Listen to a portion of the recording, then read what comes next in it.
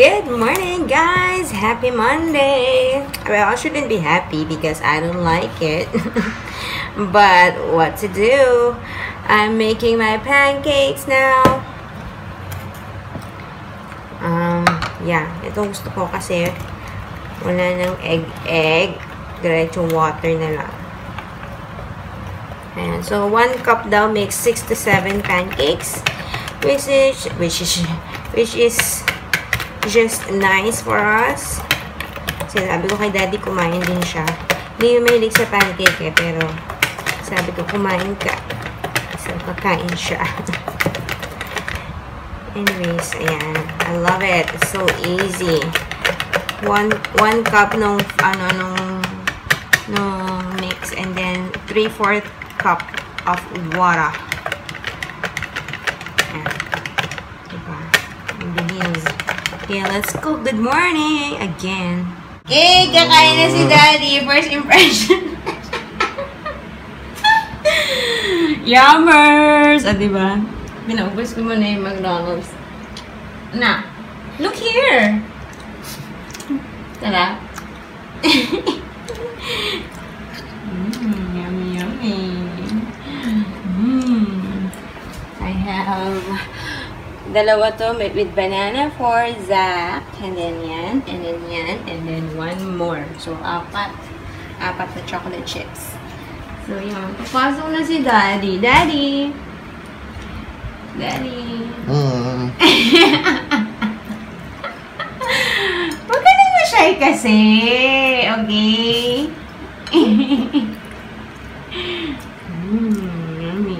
Gusto mo yan, bumili ako maple syrup. Okay, say bye to Daddy na. Say bye, Daddy. Bye. Hi, guys. Init. Tapos ko na magluto and at the same time, naglinis ng ref. Malinis na siya. Let's do a what's in our ref kasi walang laman. Ay, actually yun, hindi ko pa nalinis tong part na to, but the rest, I cleaned it. See, I only have, wait, tignan natin. So, yeah, I only have 4 bottles of bottle for water. And then I have honey, bigay ni Mag, bagoong. This is a honey barbecue sauce that I made. Medyo matagal na, pero hindi naman siya napapanis.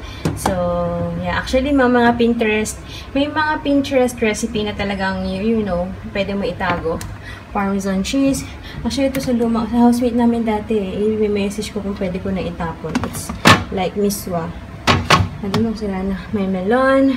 And then this one, walang laman. Santalong, di ko alam kung okay pa nga ito, pero nanghihinayin pa, baka pwede pa. Mustard greens. What is this? In Tagalog, mustasa. And then, asparagus, may orange, may apple, and yung favorite ni Zach na mandarin. Ito yung binibili ko sa kanya.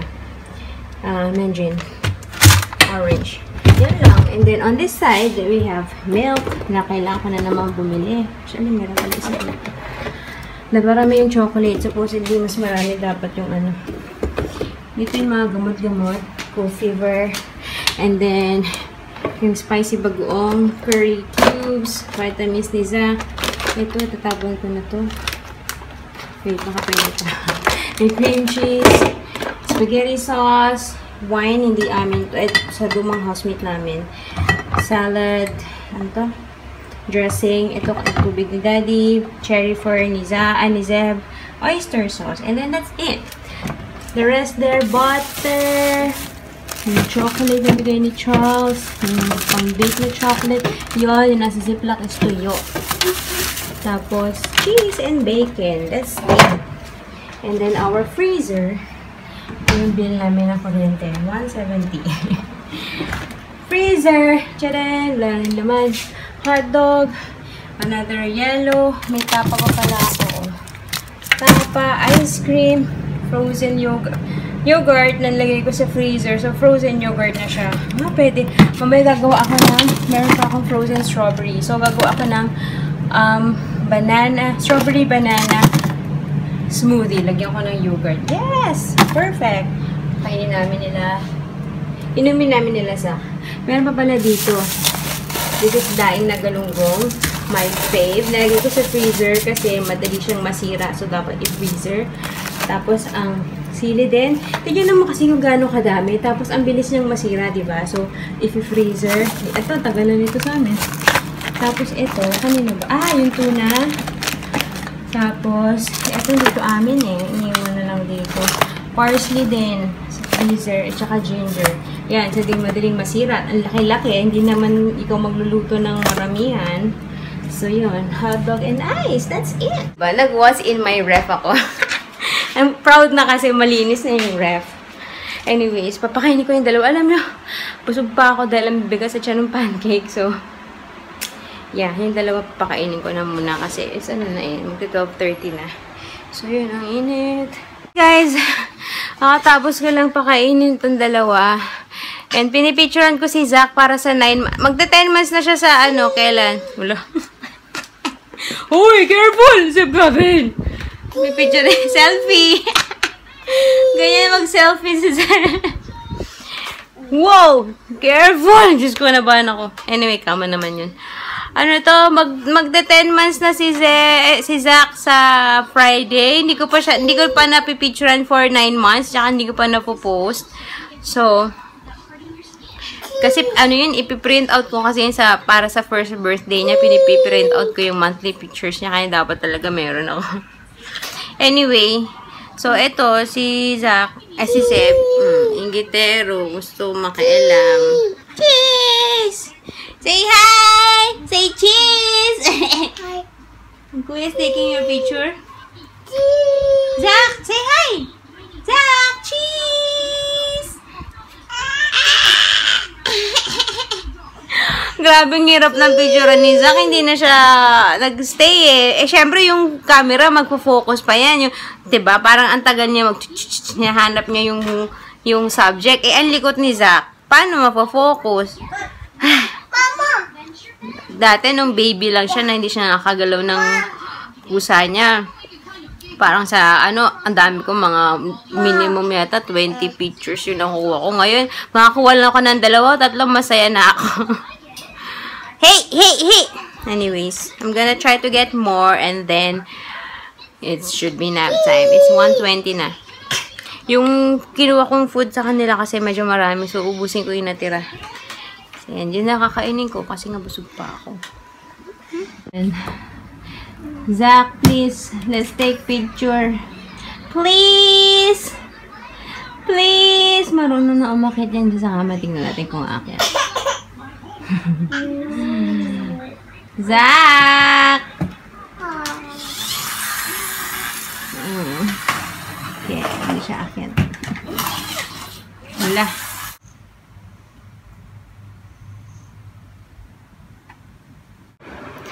Hi guys! It's 2 o'clock and tulog na yung dalawa. Obviously, pinakita ko nga pala, no? Ang bilis lang nakatulog. Walang pahirap. Antok na yata talaga. Tapos, ako din nakaidlip na. Kaso nga, gusto ko na sana idire-diretso. Kaso nga, itong plato, andun pa sa kwarto to eh, kanina. Sabi ko kailangan ko ubusin yung... Ang dami ko nakuwang masyadong kanin. Dapat kasi hindi talaga ako kakain kasi nga busog pa ako. Pero actually by now, pwede na. Gutom na ako. Pero nung pinakain ko kasi sila, 12:30 pa lang yata yun. Busog pa ako kasi nga bigat sa tiyan ng pancake. Anyway. Inisip ko rin kasi kung mag-nap na ba ako or edit ko na yung vlog kasi ganito actually kagabi kahapon diba hindi rin ako nag-nap time, inedit ko na yung half yung kung ano yung meron na ako sa vlog para idadagdag ko na lang yung kung ano man yung mga next clips pa kasi para meron pa kaming time nag-movie time kami ni Daddy kagabi. Actually parang ginagawa namin routine, hindi naman gabi-gabi kaming nanonood pero kung hindi man at least kasi diba, nandun kami sa kabilang kwarto. Kahit yung the other day, kiniwento ko, sabi nga, nagdododa siya, nag-YouTube ako. Pero at least nandun kami sa same room. Tapos, meron mga moments na pa din. Parang, syempre, nag-uusap kami, ganyan. So, yun. what I was trying to say is that, yes, kasi mga nagko-comment dun sa vlog kahapon, sabi kakilig daw, sweet namin ni Daddy. But believe me when I tell you this, yes, it's not always rainbows and butterflies. Marriage is really a hard, marriage is a work in progress. Tama ba yung grammar ko? Continue siyang pinagtatrabahuhan, continue siyang, you know, you make an effort para maging okay. Kasi, to be honest, we not too long ago, nagkaroon kami ng hurdle sa aming relationship. And dun yung time na na-realize nga namin na we should not stop being husband and wife or being a couple. Kasi parang ganun yung nangyari eh. We just took on the role of being parents. Naging mommy and daddy kami, pero hindi na kami naging asawa sa isa't isa. Which is yung mali. Okay, granted na hindi kami nakakapag-date. Kasi nga, there's no way for us to spend time together.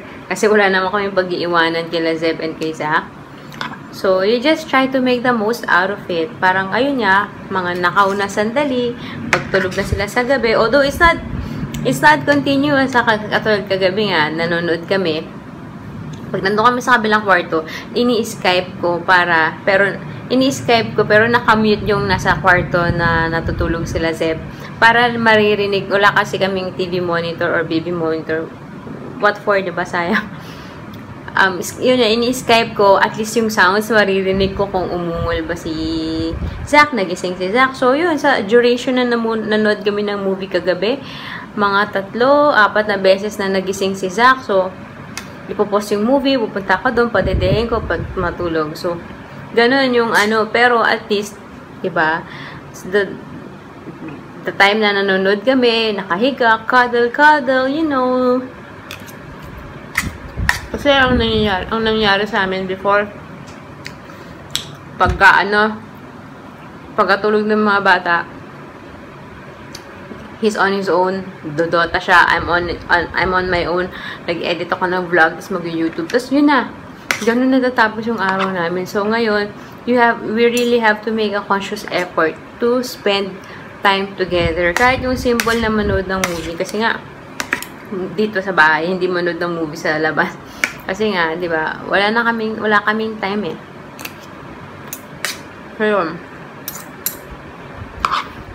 So, kumbaga yun na yung mini date nights namin sa gabi. Yung mga nakaw na sandali namin sa gabi. Kaya, sabi ko, parang gagawin ko na lang na i-edit. Kasi, mag-edit ng vlog would also take time. Sabi ko, mag-edit na ako half part of the day para konti na lang i-edit ko sa gabi. Tapos, yun, parang hindi na kami sobrang mapuyat kasi pag inintay niya pa ako matapos mag-edit, diba? Ano oras kami mag-start mag-movie tapos sobrang puyat-puyat kami. So, kagabi natapos kami 2. 2 o'clock. Ang pinanood namin, The Boss, nakakatawa si Melissa McCartney. Gusto ko siyang komedya. Bago lang yung movie yun, din-download ni Daddy. So, yun. Baka mamaya, depende kung anong mood ni Daddy, kung manonood ba siya mamaya or what. Kung manonood ba kami mamaya or what. Pero, at least lang, just in case, diba? May ano na ako, nakapag-edit na ako. Yun lang. I'm telling you.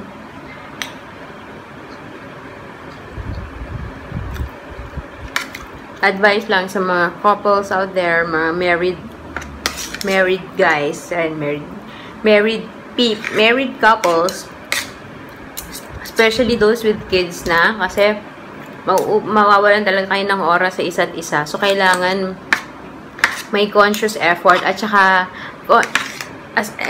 aside sa conscious effort na magkaroon ng time for each other, dapat may conscious effort din na maging sweet sa isa't isa. Like, si Vince kasi, ever since, hindi talaga siya sweet. hindi siya showy. Hindi talaga, kahit nung mag-boyfriend-girlfriend kami, tapos pag pinag-aawayan namin yan, sabihin niya, di ba, nung mag-boyfriend-girlfriend naman tayo, hindi naman din ako ganyan. Pero bakit mo ako nagustuhan? Mga ganon. So, sabi ko sa kanya, kahit yung mga simpleng bagay lang, sabi ko, holding hands, or yung mga out of the blue na ikikiss ka, i-hug ka, sabi sa akin, okay na yun. Parang sa akin, sweet na yun. Hindi mo naman, kasi akala niya yung mga, kasi minsan nagpo-post ako sa Facebook ng yung mga nakikita ko mga kwento-kwento ng mga kaswitan, yung mga engranding preparation ng mga lalaki para sa jowa nila. Sabi ko, hindi naman ganun yung in-expect kong gawin niya, yung mga surprise in this. Simple gestures, sabi ko, holding my hand. Ma-PDA akong tao, sa totoo lang. Gusto ko in public, hold my hand, yung nakahawak sa bewang ko, mga ganun, yung kumbaga parang inaangkin ako, yes! Yung parang sinasabing, hoy, wag niyo itong tignan, akin lang to. Mga ganon. Alam mo, ang ganda ko, no? Pero siya totoo, ikagaganda mo talaga. Feeling mo, ang laki ng naidadagdag sa confidence mo na parang, ang ganda-ganda ko naman, sobra naman ganon. Wala lang. Anyway, ayun. Tapos yung mga text in the middle of the day, mga I love you text, like, nawala na kasi sa amin yun. Sa totoo lang, nawala yun sa amin. Kasi nga, ilang years na ba kami together? Magi-11 years na kasama yung boyfriend-girlfriend. So, parang minsan yung I love you, nawawala ng meaning sa totoo lang, di ba? So, ngayon, we're trying to put them back again in our relationship. Yes. Tsaka, kung mag-asawa naman kayo, kahit yung mga naughty messages, maganda din yun. Para something to look forward to, para umuwi yung asawa nyo. Lalo na pag, kayo, housewife kayo. Ako, effective. Para umuwi ka agad yung asawa mo, dapat mag-naughty messages ka din minsan, eh.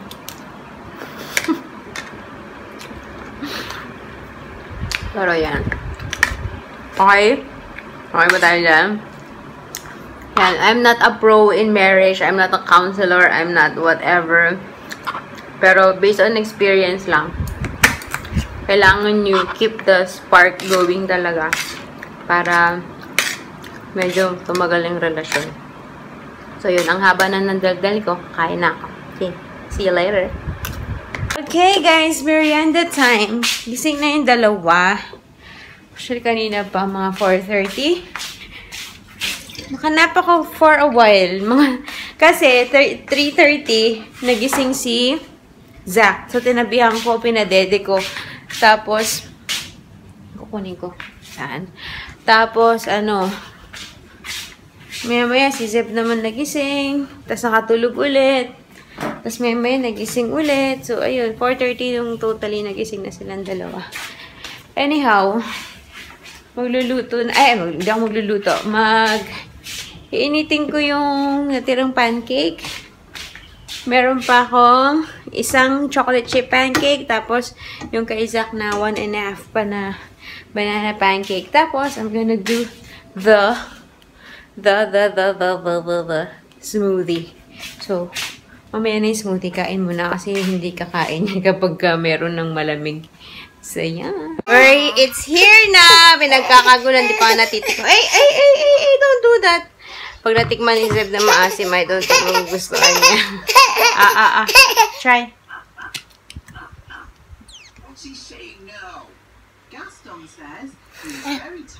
Is it sour? Is it sour? Oh, you don't like? Okay, Zach na lang si Zach. Okay, Zach, kukutsarahin ko. Okay. Zach, try it.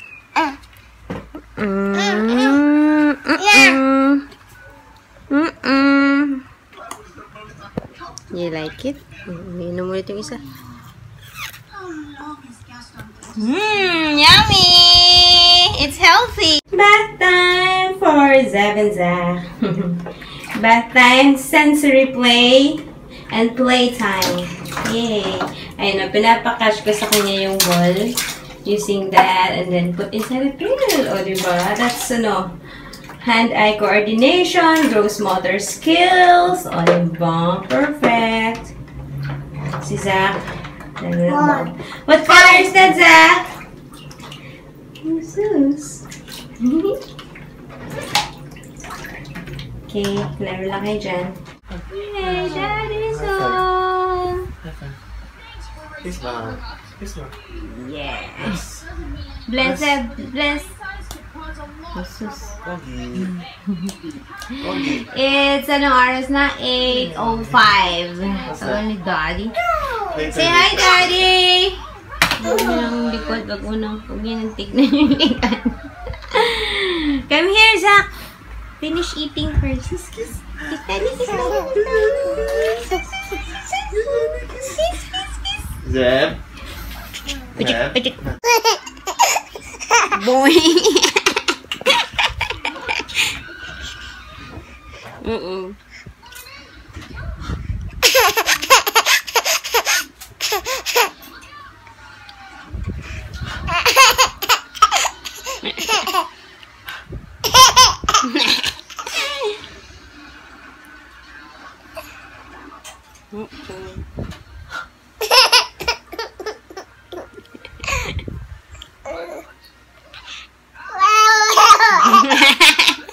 Clap, clap, clap, clap your hands. Clap. Uh-oh.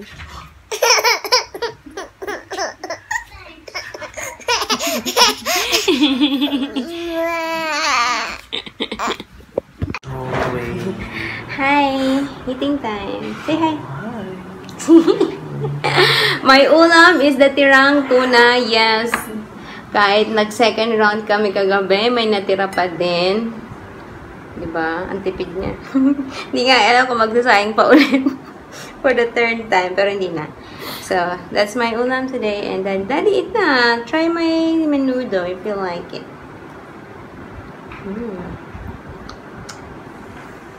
It's not as lutong as yesterday, but sarap pa rin.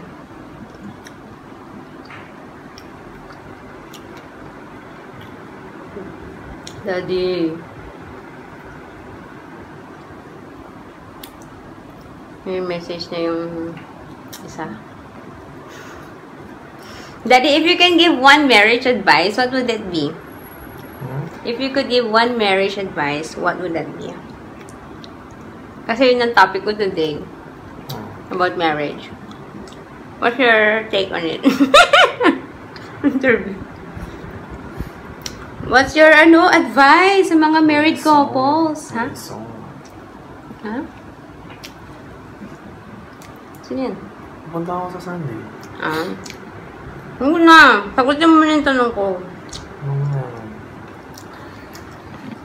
Give advice to married couples. How to keep the love alive, yes? Bilis na, tumingin ka sa camera. Tinatakpan mo pa, pasimple ka. Bilis na. Isa lang.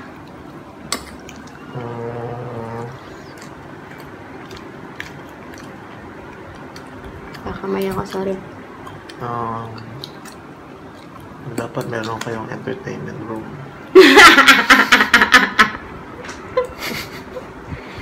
What's the magic?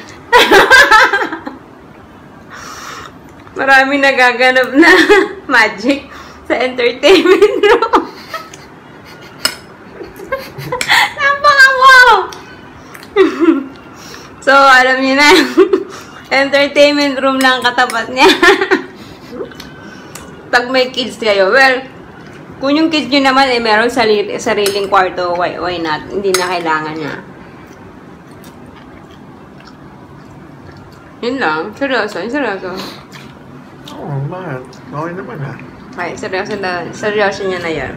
Not really entertainment room, but, you know. Okay. You know. Kahit walang TV, okay lang eh. Kayo gagawa ng sariling entertainment. Char! Say bye na. Eat na kami. Diba? Do you want to see more of Daddy Vince? I'm gonna vlog him more. I'm gonna vlog him more. Na? Say hi. Pupuntakpan yung mukha mo naman kasi. Napaka mo, artistahin. Napaka-shy time. Okay, bye. So, hi guys! Ano oras na? 9:45 and for a change, well, not really. Pero si Daddy ang pinag-grocery ko kasi natamad na akong lumabas. And, yeah. Tsaka hindi ako magluluto bukas dahil may natira pang menudo. More than enough. Pagka hindi siya umabot ng dinner, piprito ko na lang yung tapang iiwan pa dun sa freezer. And then, yeah. So, yun. Magla-lights out na kami. I just wanna say good night. Thank you guys for watching. I hope may napulot kayo sa aking vlog today. Don't forget ang pinakamahalagang message or advice ni Daddy Vince.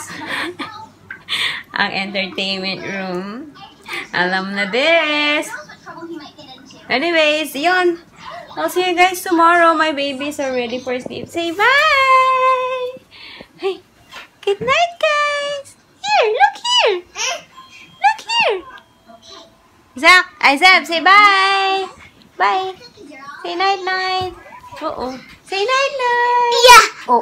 Yeah. Careful. Yeah! Sus naman. Yeah! Okay, say good night na. Say Yeah! good night. Yeah! Ala, Yeah. Ayaw, monkey. Yeah! Yeah! What does the monkey say? What does the monkey say? What does the monkey say? Ala, anyway. Die. Good night, guys. See you tomorrow. Thanks for watching. Okay, bye.